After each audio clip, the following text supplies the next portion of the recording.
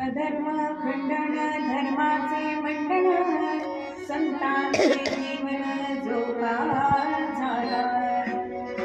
आता संतांची विचारणा आपण बघितली, त्यांचे विचार बघितले. मग संत हे कशासाठी अवतार घेत असतात? तर जसा भगवंत हा धर्म संस्थापना करण्यासाठी अवतार घेत असतात, तसेच संत सुद्धा हे अवतार घेत असतात. मग त्यांचं मुख्य कार्य काय आहे? तर अधर्म खंडन. म्हणून तुकोबा एका अभंगामध्ये म्हणतात,